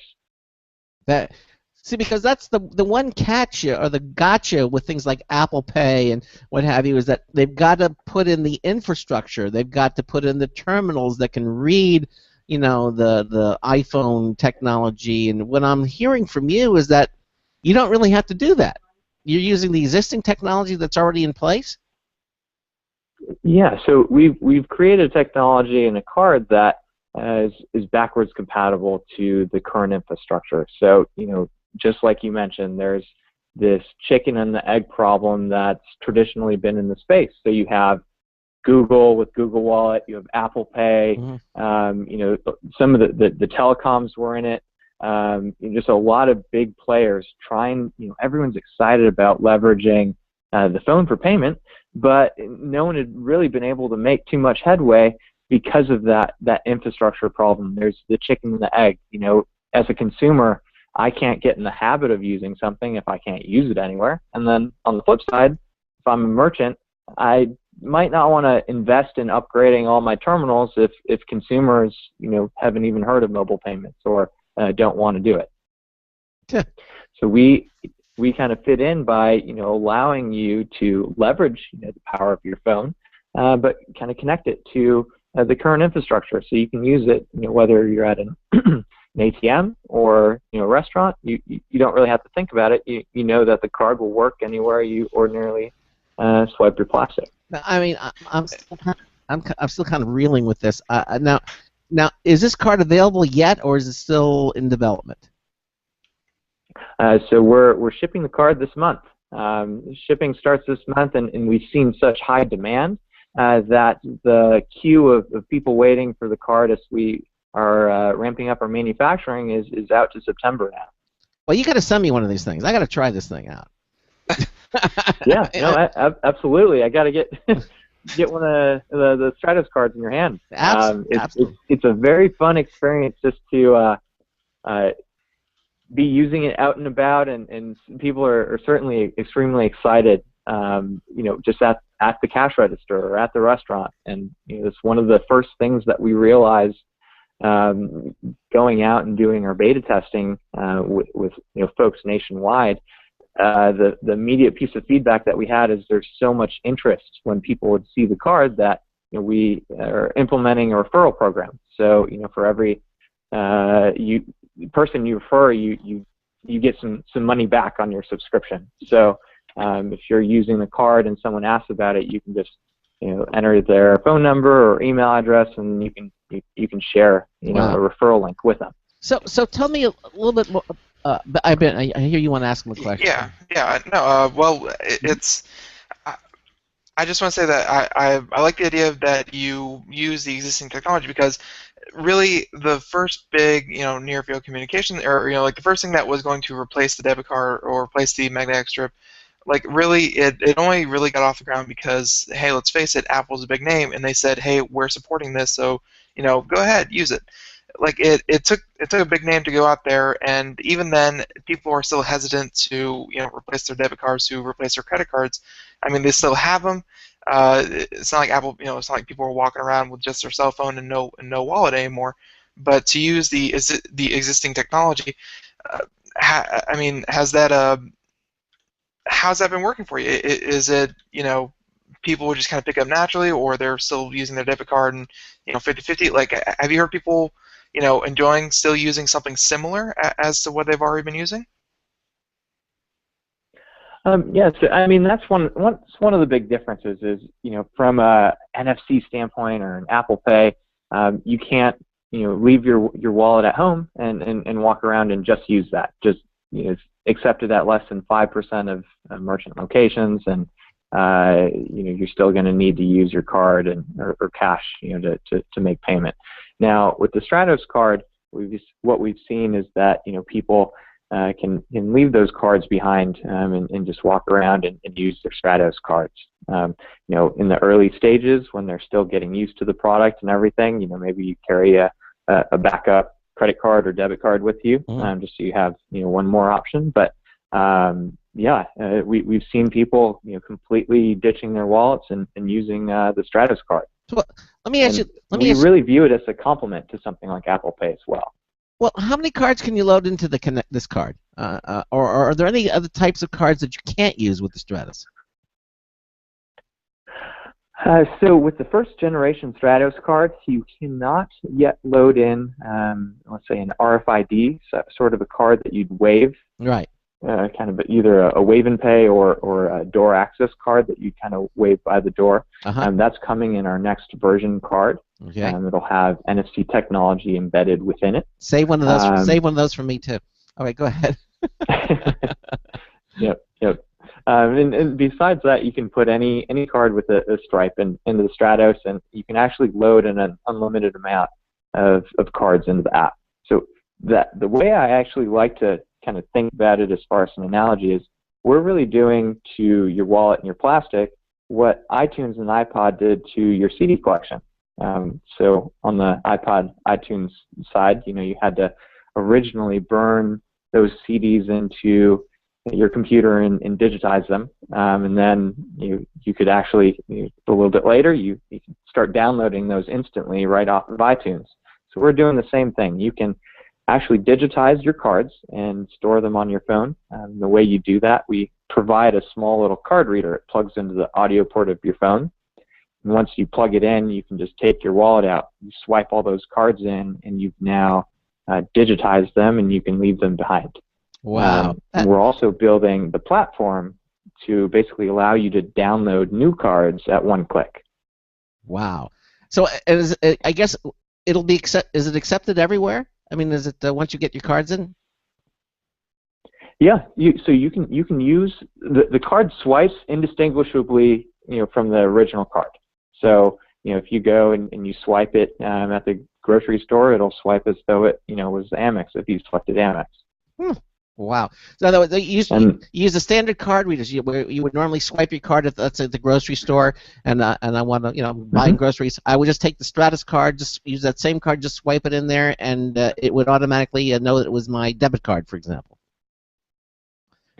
Yeah. So basically, there's 3 touch sensors on the Stratos card. So an interesting fact that we found out is through a lot of research is really just looking at how people use their cards, and we found that the top 3 cards in your wallet are really what you end up using 95% of the time. Okay.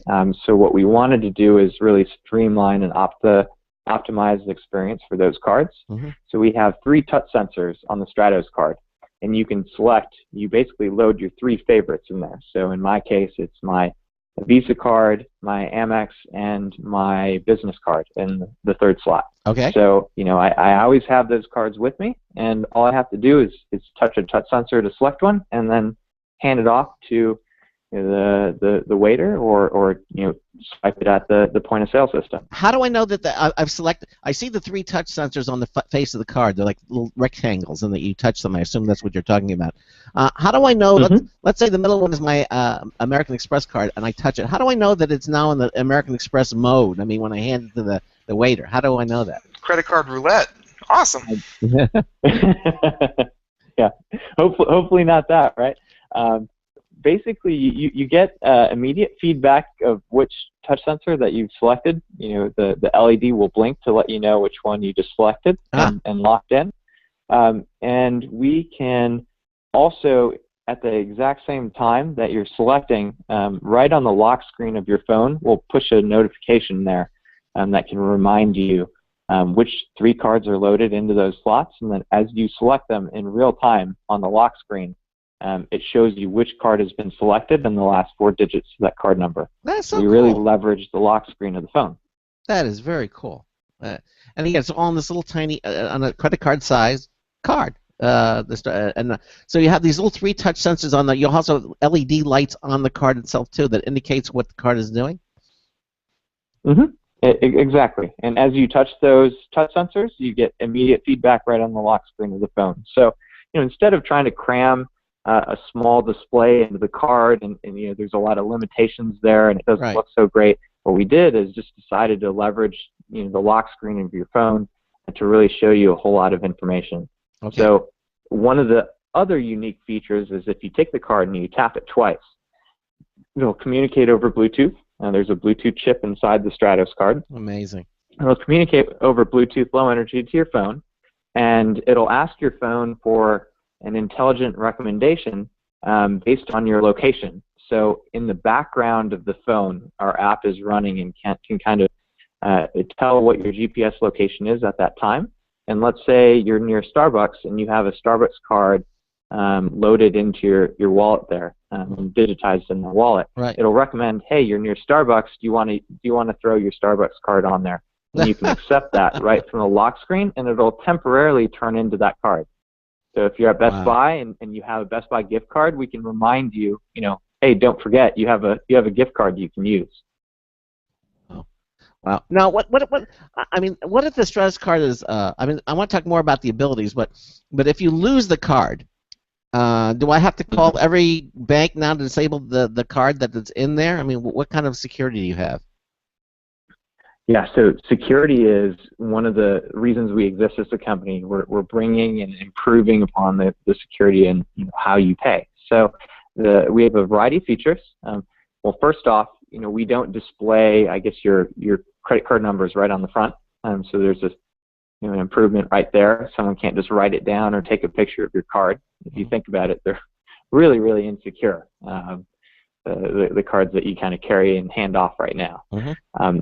And the second piece is it can actually sense it when it's within Bluetooth range of your phone. So let's say you're at a restaurant, you've had your meal for the night, you go ahead and you forget your card at the table when you leave. The card can sense that you've left and it's out of range of your phone or out of Bluetooth range, and it'll actually freeze up if you have that mode on. It's a security lockdown, and you can set how long you would like it to be active away from your phone. So anywhere from, it locks down within a minute of being away from you, all the way to, it's going to be good for 24 hours. Wow. Well, since we're talking about security here. And since we're talking about security, our caller, he's actually a chat room participant, and he wanted to ask a question, so I thought we'd just let him on and ask it. All right, let's go to our caller, Yeah, Computer absolutely. America, Craig Crossman. Hey, how are you? I'm doing all right. My question is, being that, as you've seen on the news recently, there's been a recent slew of security breaches in places like Target and other big retailers where credit card information was stolen and money was being removed. Being that this card holds multiple credit card information on it, what security is in place to stop the customer from getting all their information stolen from 3 cards instead of the one they were just originally trying to purchase with? Yeah, no, that's a great question. So when you swipe the Stratos card, it's going to basically give the point-of-sale system the information or the mag stripe information of the one card that you've selected. So there would be no way that it would essentially give multiple accounts, your Amex and your Visa and something else from that perspective. But what we are building is something to basically prevent and secure Stratos members from that style of the breach. And it's a process that we're working on with the card networks, Visa, MasterCard, and the networks. It's called tokenization.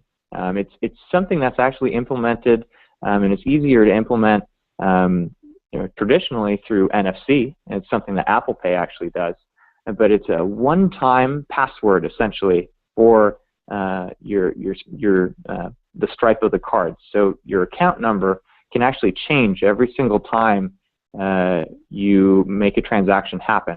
So that way, let's say Target or one of the merchants has a breach on the back end because hackers got into their system. The data that they would gather is invalid or useless because it was only good for that one transaction.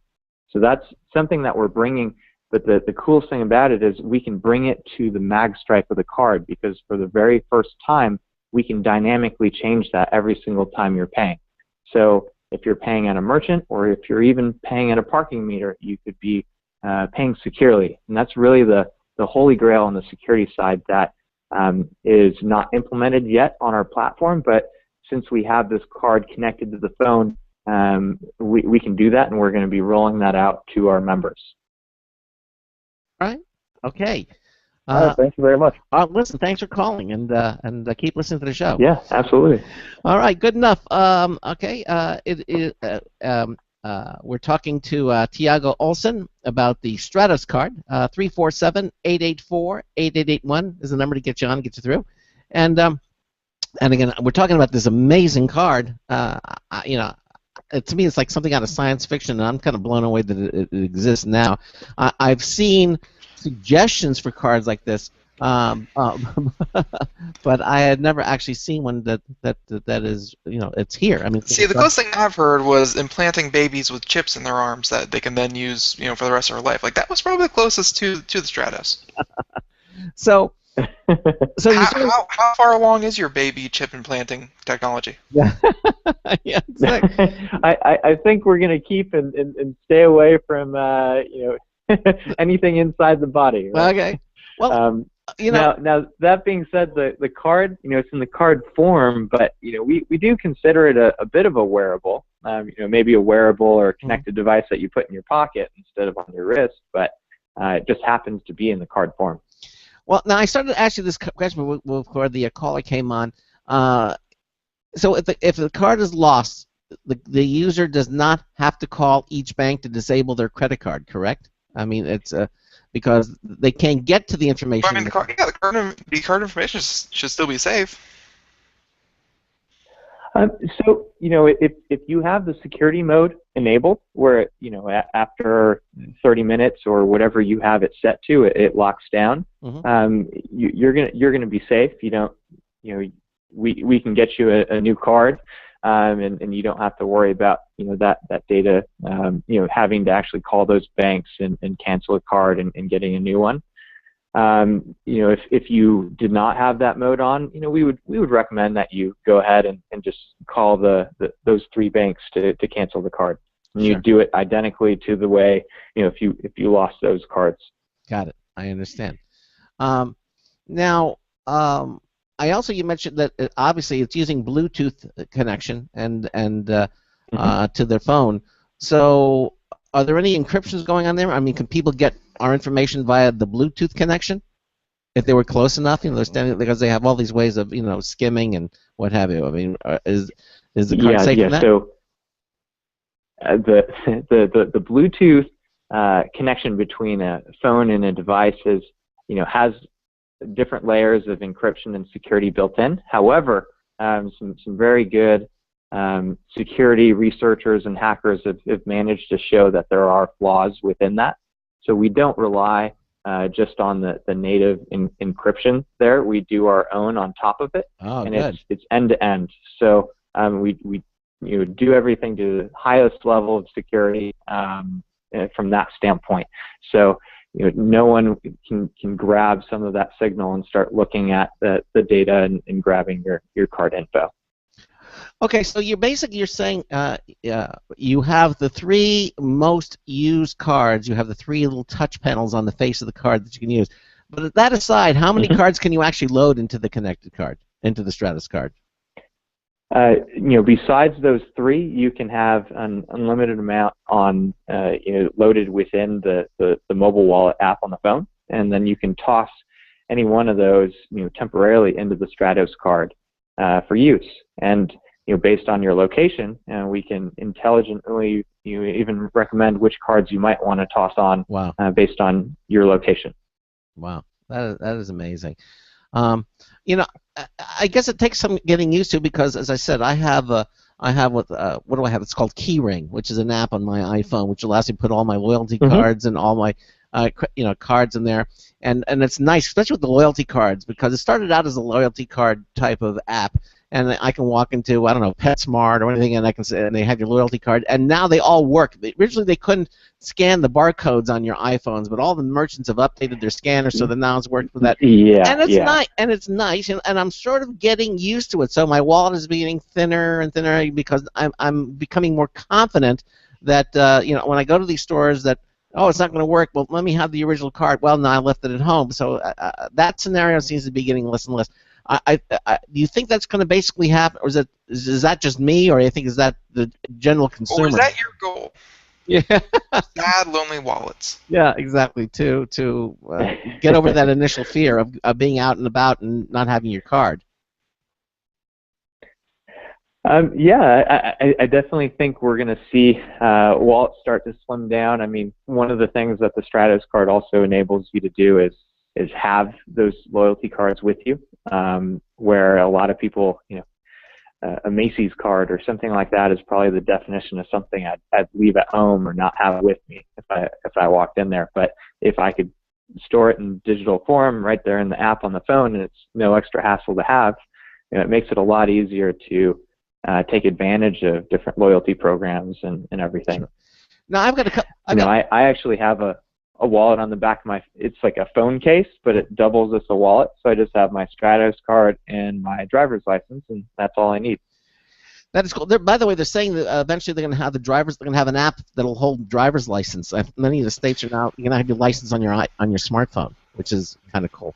But yeah, I don't know if it's Idaho or Iowa. One of those. They're the the first state to kind of. Exactly. Yeah, they're coming around. But let me ask you this. And this is part of the question is from one of our chat room participants, Lunchy. He wants to know about the battery life. He wants to know how long the battery would last, and can it be replaced at your local battery shop? If that's the first question, and then my add-on question to that is, when the battery does die, does the Stratos card forget everything, or do I have to enter everything again, or does it somehow remember it even though the battery is gone? Yes, so the process works like this. First of all, the Stratos has it's a thin film. It's a very, very thin battery. So it's not something that you would be able to find, at a local store or anything like that. And the card is completely sealed. Yeah. It's waterproof. You can go diving with it. You can jump in the water. Got it. So you couldn't replace that. However, the card lasts a bit over 2 years under normal use. Okay. All right. Well, everybody's it's a real long lasting. Everybody's going to play with it for the first few weeks, so obviously it's going to get a lot more strenuous use when people first get it, and then I guess it'll kind of calm down. So you're thinking about 2 years though? Yeah. Okay. Yeah, about 2-year battery life. All right. Exactly. And I'm assuming there's some kind of built into the app, hey, your card's about to die. It's not your money that's the problem, it's the battery. And we can track or basically notify you when your battery level is running low, and we can ship you a new card before it's ever an issue. Neat. So that's one of the reasons we've actually adopted a membership model for the card instead of just kind of selling it off as a one-off gadget, is just because of things like that. Just to make it seamless, you don't have to think about it. If your battery is running low, we can notify you and send you a new card. And we can also give you a card upgrade every year. So some of the features that we have upcoming in the card are NFC, that wave and pay, as well as fingerprint biometrics in the card as well. So no way. That is cool. We're putting more and more electronics in there. So it's essentially Apple Pay in card form. Wow. I mean, so just by holding the card, you've kind of validated that you're the one that's allowed to use it.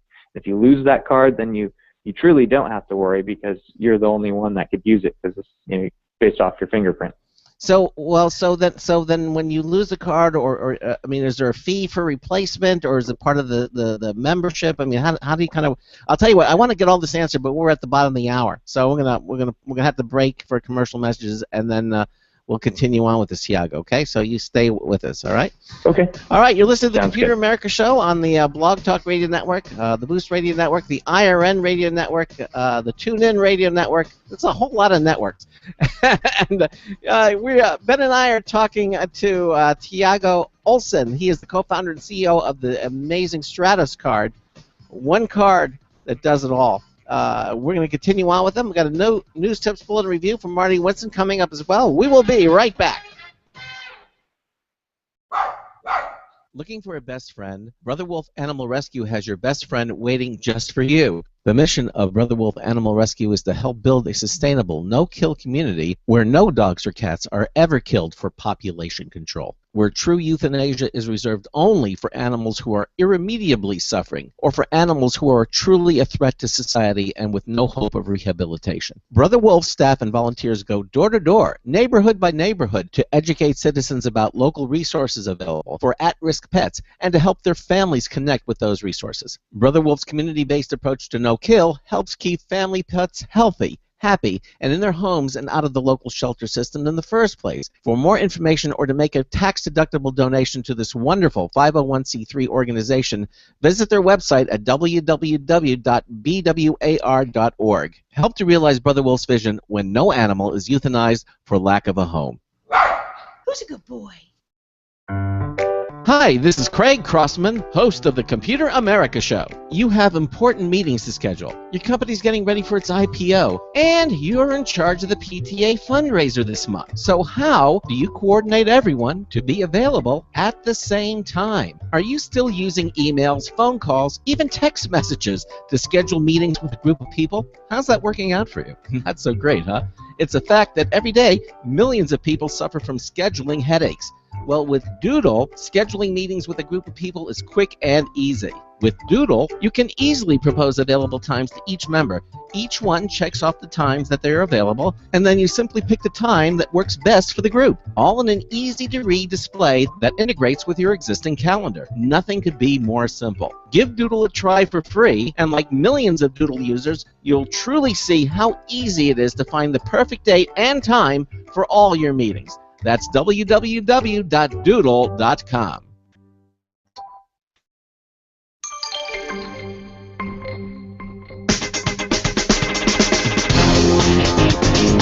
You found me. This is Marty Winston with a News Tips Bulletin Review for Computer America. This time the Ryobi P430G Buffer Polisher.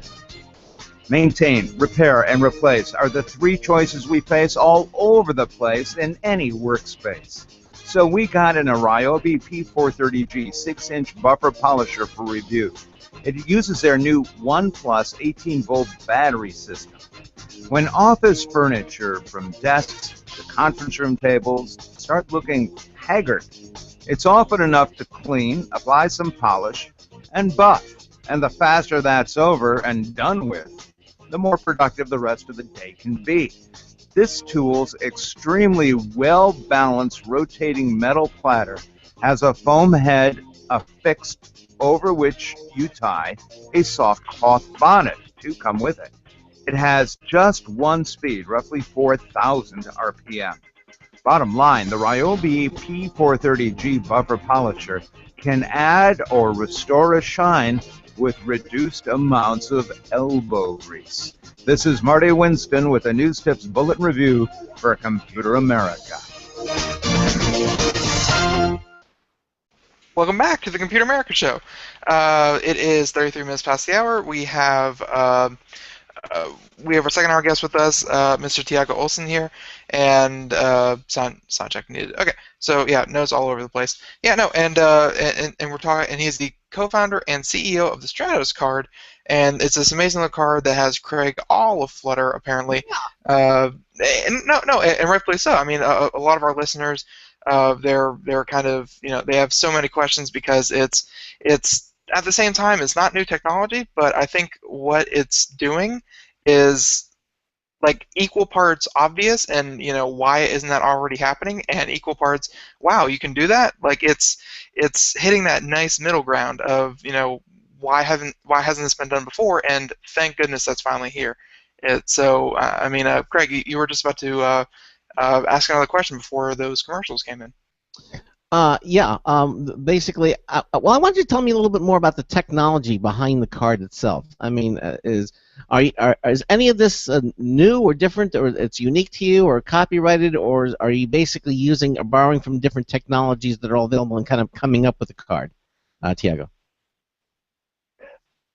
Well, it's a little bit of everything. A large part of what's enabled the development of this card has been the recent popularity and advent of Bluetooth Low Energy. So it's basically a signal that is extremely low power, much more low power than traditional Bluetooth. Also makes the process of pairing and kind of setting up the card with the phone or any device with the phone much easier. All you have to do during setup is tap the card twice, and it'll sync up with your phone, and you're good to go. So if you've experienced setting up a traditional Bluetooth headset in your car or something like that, it's a painful process. So you had to put a lot better there. Yeah, you have to put a PIN number, and the PIN number has to match, and although once you've discovered and paired a Bluetooth device, it basically remembers it. But it is a bit of for the first time it can be a little hinky. Yeah, yeah, and then on the other technology standpoint, we've done a whole lot of work to basically make the electronics as thin as possible. So there's a lot of manufacturing and operations that go into basically creating these cards. So the manufacturing technology is quite complex. So we actually work directly with the different companies out there, let's say Texas Instruments, for example, and then we'll get the stuff on the bare silicon, and we'll actually grind it down in the clean rooms and dice it and go through a process called wire bonding, where wires that are thinner than the human hair are actually attached to the chip, and then we'll put a blob of epoxy over it to harden that and protect that. So we have to do that for these cards, and with a lot of the chips that are placed there, just to make it so thin. It's so thin that the card and the electronics become completely flexible. Now, we have a bunch of patents and IP around it as well. So it is some proprietary technology. Is it this? Because I haven't seen. Is it the same, or is it approximately the same thickness as a standard credit card? Those are fairly universal. I would think it had to be. If you're going to jam that thing into an ATM, which you're showing, it's got to be the same thickness as a card, right? Because there's really no play in there for anything thicker, is there? Exactly. It's the exact same thickness as a standard card. Yeah. I was about to say, not bad, dude. I mean, with some elbow grease and really put your back into it, you could probably get a lot of things into an ATM. It's true because the card readers on ATMs and even gas pumps or anything that's where you can swipe the card, it accepts only the thickness of a card. If anything is thicker, it's not going to work. It's not going to go in that slot. The tolerance is exactly the dip readers. Need the card especially to be thin. Yeah, exactly. Because I know I've seen some other cards that are out there that don't do anything near what yours does, the Stratos card, but still, and then you look, and they always show you the face of the card, and you're saying, this is really cool. And then you see the side of the card, and you go, oh, come on. It's a book. It's a book. It's not, they're a lot thicker, and then I say, well, that's not going to work, it's like carrying like the 4 credit cards, 3 or 4 cards on top of each other is one of those cards, and so that was kind of disappointing. So to see that this is actually the size thickness of a card truly is amazing. That was a few years ago. I knew something like this was eventually going to get out there, but I hadn't seen or heard about it, anything like this. So this is very, very slick. And you're saying now, you mentioned there's going to be a fee of some sort, an annual fee. Tell us what the fee is going to cover, and what that fee will most likely be when this thing comes out. Yep. So the Stratos card is available, right now, actually on stratoscard.com, and the membership fee is it's $95 a year or $145 for a 2-year membership, and we give you a new card every single year. So you can always stay up to date with the latest and greatest technology, and it also allows us to really run this cloud intelligence engine to give you suggestions of which cards to use at which locations.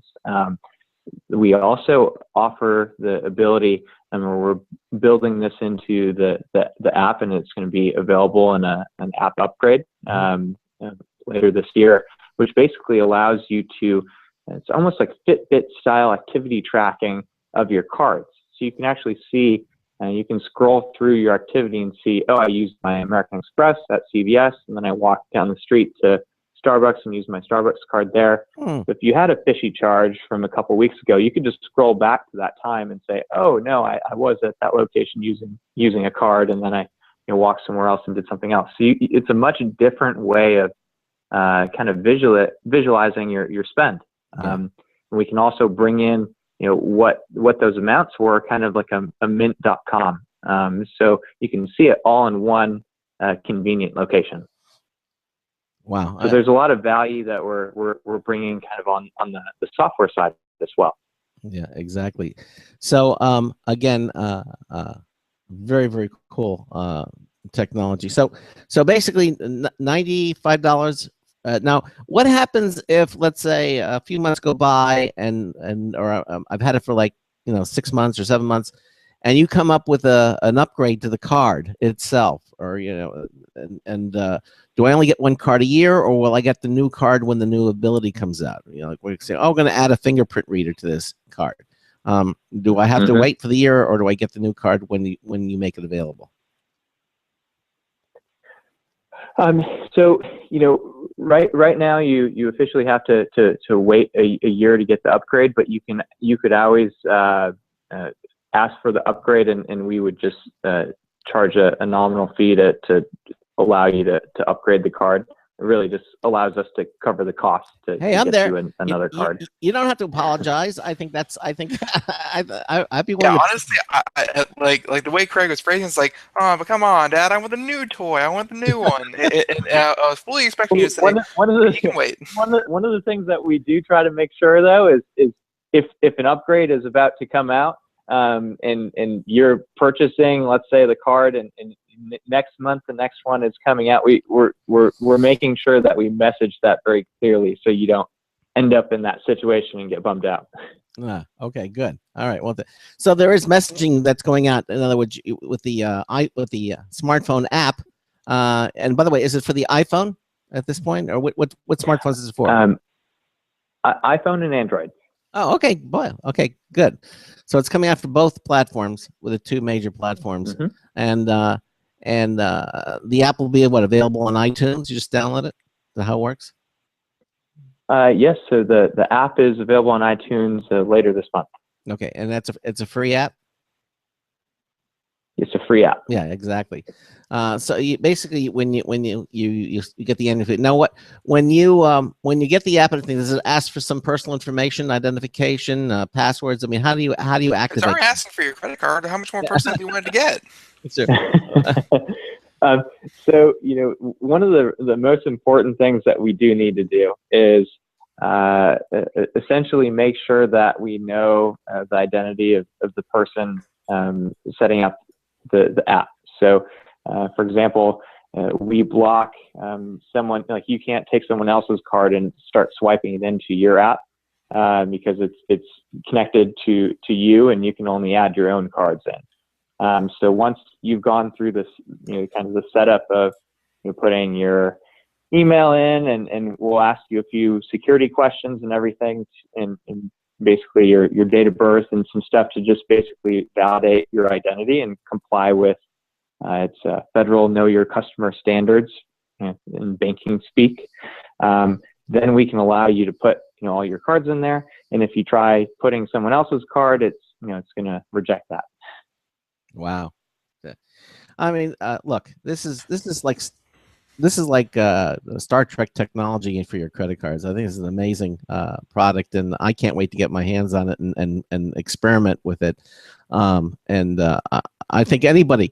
I think this really should appeal to most everybody who has a wallet full of cards, because this one card is basically going to stop you from having carry all those cards. But again, it's like anything else, anything new. I mean, you can jump, you can be an early adopter, but there's gonna, at least with me, I'm still gonna carry around my cards with this card for a while until I know, okay, that this is working and it's doing it. Test it out. Yeah, test it out Exactly, and make sure that it's doing it. I did the same thing with the keyring app on my smartphone. I mean, my wallet now is a lot thinner because of that. Now, will this work like with the loyalty cards as well, or is it just going to be credit cards? So the initial version of the app is just cards with stripes.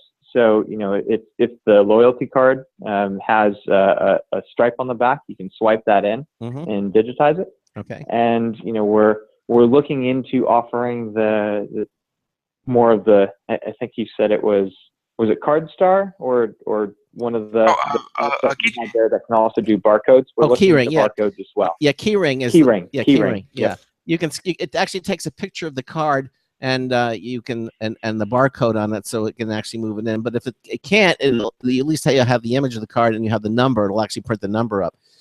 because although that's happening less and less, as I said, now most merchants now their scanners will now accommodate smartphones.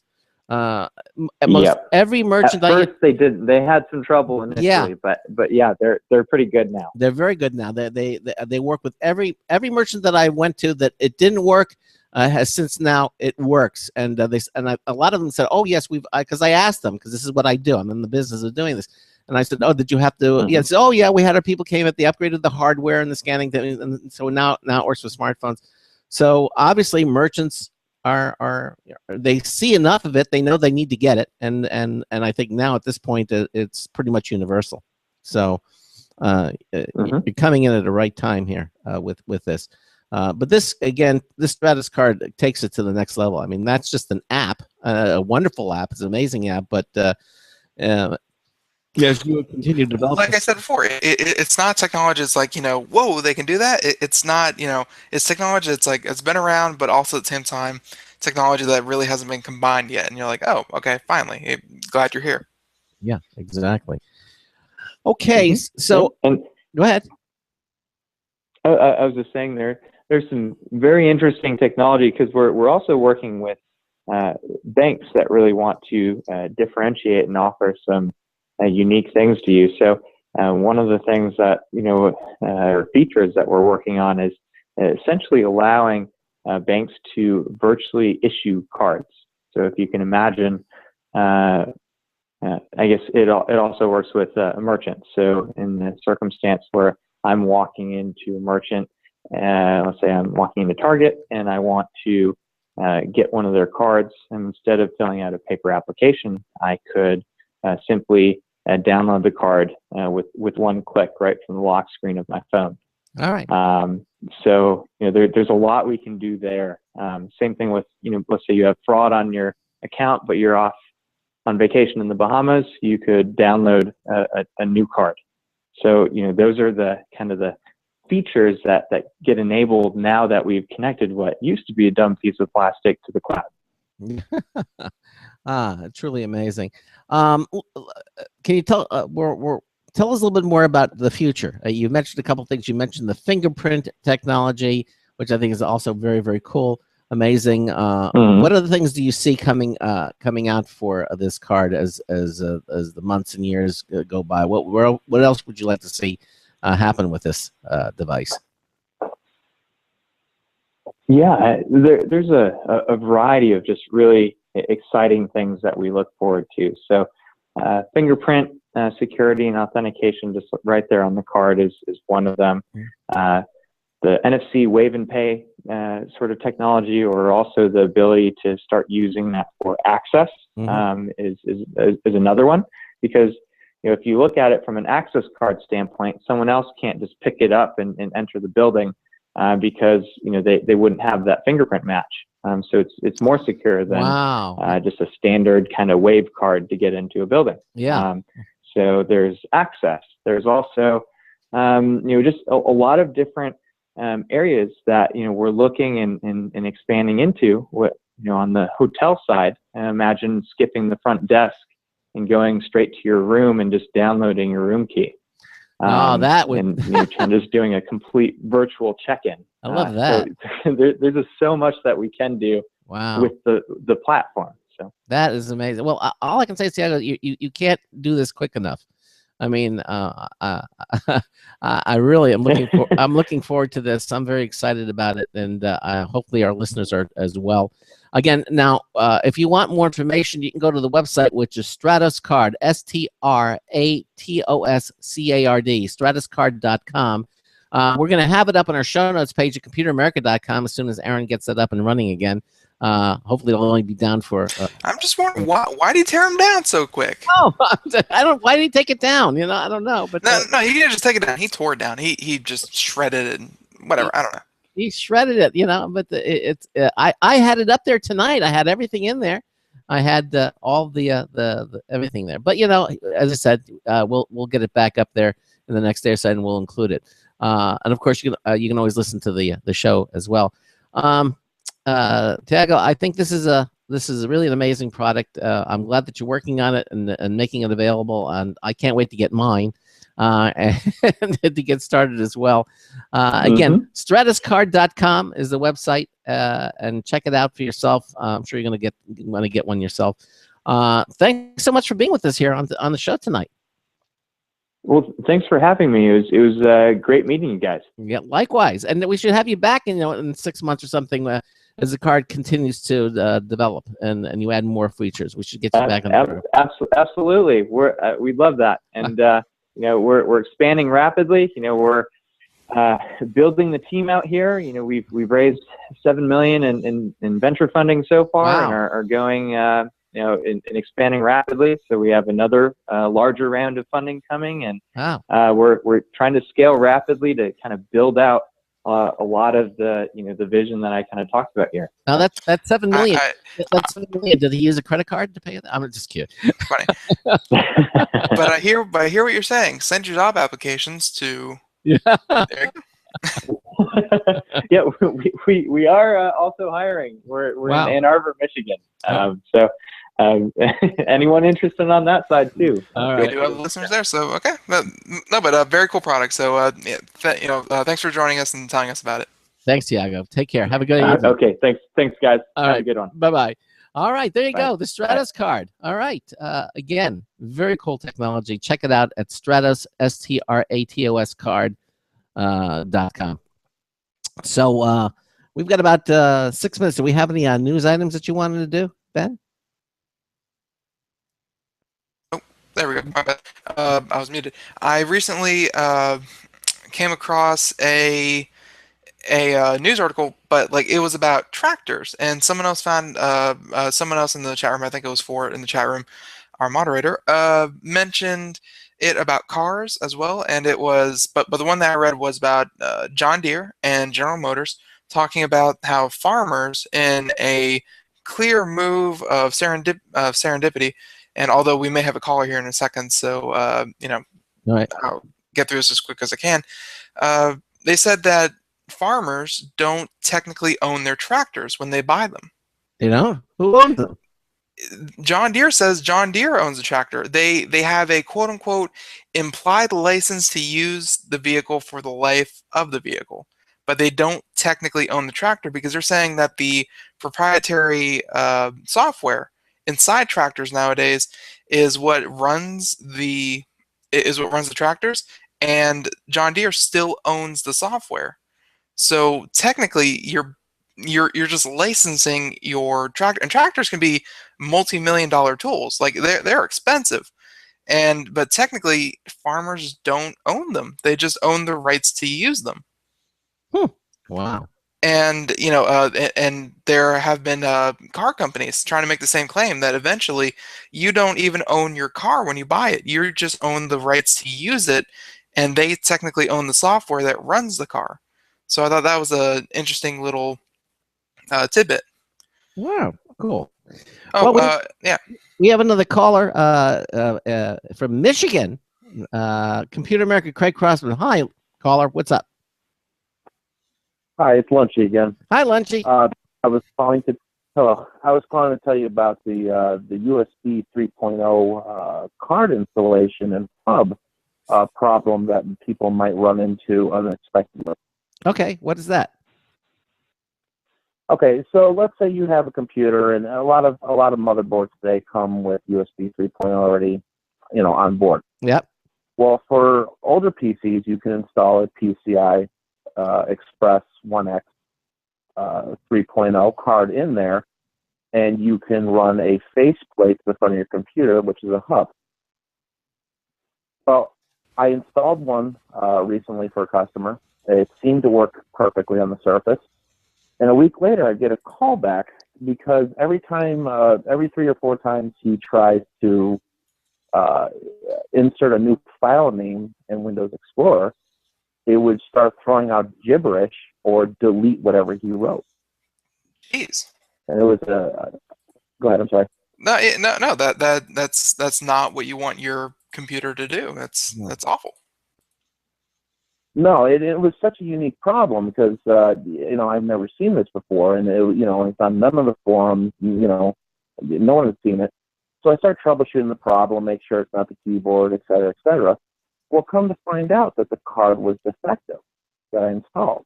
And while everything else seemed to work perfectly, it just, whenever you would type something, it would just put out gibberish or remove it. So I replaced the card with a better one, and it fixed that problem. But then, come to find out, if you have a Microsoft 2000 series mouse and keyboard that's wireless, wireless to dongle, and you try to plug that into a USB 3.0 front plate hub, it will cause your computer to skip, lag, lock up all over the place. So if you run into any of these problems, first check your card to make sure that the gibberish is not that, and never put one of your Microsoft 2000 series dongles in a USB 3.0 front plate. Always use 2.0. Is that a powered hub or just the standard hub that you're talking about? It is a powered hub. You have typically with most of those, you have a choice between SATA or your standard Molex. So, and I guess I would. It sounded like a soft. Well, like the first time was obviously the defective card, but the second time, I guess that's the Microsoft keyboard just not working with USB 3.0. Like that's a software problem. Correct. And the 2000 series is a very widely common bot to this day, keyboard and mouse setup. And it doesn't matter if you update the software for the card. It does not matter if you update the software for the keyboard and the mouse. It just is not compatible with that in certain cases. And I'm talking like your mouse, you move it across the screen, and it'll take a minute to stutter step across that screen. So it's a big problem. Hey, Lunchy, we're out of time. Listen, I want to thank you for calling and letting us know about that. And we really appreciate the input on that, okay? And listen, have a good one, and hopefully we'll see you tomorrow here on the show, okay? Yes, sir. Take care. All right. Bye-bye. All right. And thanks to him for that again. But I want to thank our guest, our first hour again, Jerry Burden, the owner of trademarks for wallstreet.com. And, of course, our second hour guest, Tiago Olson with 90 seconds. Now, coming up tomorrow night, what do we got? We have we have two guests. Yeah, Spark Gift. This is kind of interesting. A way to purchase gifts online, I think. I'm not sure what the difference is. We're going to have to find out. But we'll be on the first hour. They'll be here to tell us. Yes, they will. And then the second hour is Dick DiBartolo. That's the Gids Whiz, Mad Magazine's maddest writer. He's a lot of fun. 60 seconds. He finds out all kinds of cool gadgets and gizmos and things and devices, technology devices, and even non-technology devices. Dick DiBartolo is always a lot of fun. He'll be with us here in the second hour of the show. Okay, so that about wraps it up. Thank you all so much for being with us here tonight. And we'll be back tomorrow night, same time, same place, and same station. Yeah, what he said. Oh, man. All right, so until tomorrow night, this is Craig Crossman, hoping that your hard disk never becomes floppy. We'll see you tomorrow night. Good night, everyone. 10 seconds.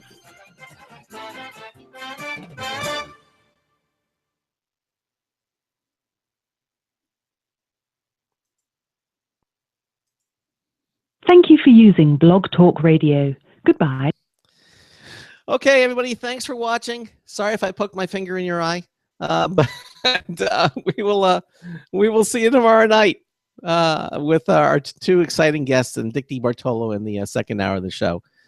Thanks for being with us, and we'll see you again. Good night, everybody. Good night.